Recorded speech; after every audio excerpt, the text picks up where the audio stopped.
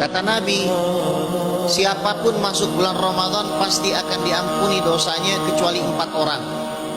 Maka persiapan pertama, pastikan kita nggak termasuk ke dalam golongan 4 orang ini. Yughfaru fi Ramadan ila 4. Yang pertama, aqul walidain, durhaka kepada kedua orang tua. Meskipun orang tuanya non muslim, itu anak yang muslim masih bisa durhaka, membentaknya, menghardiknya, mencacinya, memakinya. Ini yang non muslim. Gimana dengan yang muslim? Mungkin ada sebagian jamaah yang orang tuanya, mohon maaf, bahkan gak sholat, bahkan meninggalkan puasa. Ini fenomena yang terjadi, hadirin. Mungkin gak di sini, mungkin di tempat lain. Namun demikian tetap dia harus birrul walidain.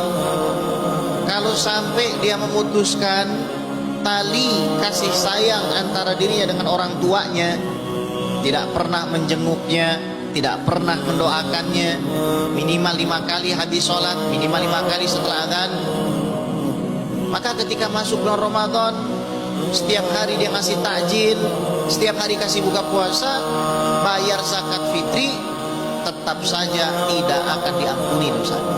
Kan sayang. Maka perbaiki kualitas relasi kita, hubungan kita dengan kedua orang tua. Itu nomor 1. Yang kedua, qati'ur rahim, orang yang suka mutus tali silaturahim. Selesaikan semua angkara, selesaikan semua murka dan permusuhan sebelum datang bulan suci Ramadan. Maka masjid nanti pasti akan mengadakan tarhib. Tarhib itu artinya penyambutan. Menyambut bulan suci Ramadan ini diawali dengan saling memaafkan satu sama lain. Ada kelompok yang mengatakan kalau kita ziarah kubur sebelum bulan Ramadan kemudian diistilahkan nyekar, itu bid'ah. Ya kalau kamu tidak suka diistilahkan nyekar, hapus saja istilahnya, diganti dengan ziarah kubur. Ziarah kubur itu salah satu birrul walidain. Kalau ada anak bisa datang ke masjid setiap hari, tapi tidak pernah datangi orang tuanya, tidak pernah ziarah kubur orang tuanya, padahal mampu ziarah kubur orang tuanya, maka hendaknya sebelum Ramadan ziarah ke makam kedua orang tua.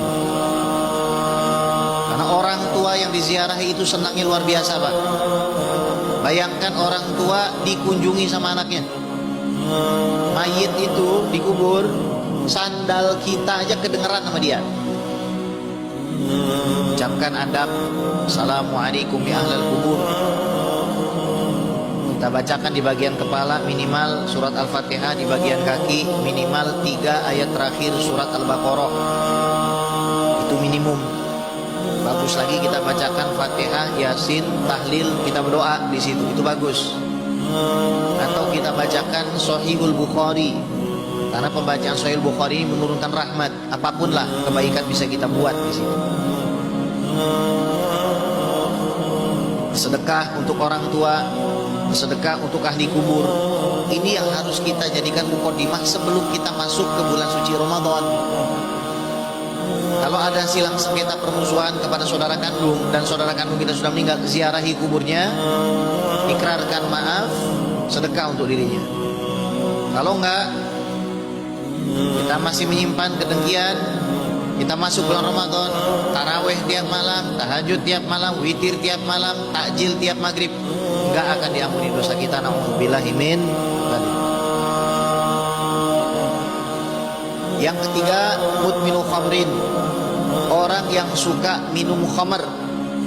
Meskipun dia bikin 1000 masjid di bulan suci Ramadan, tetap dosanya nggak akan diampuni sama Allah. Ikut puasa, buka puasanya pakai whisky, buka puasanya pakai bir, Alhamdulillah. Kalau kita punya keluarga teman model begitu, tegur aja, jangan takut untuk menegur.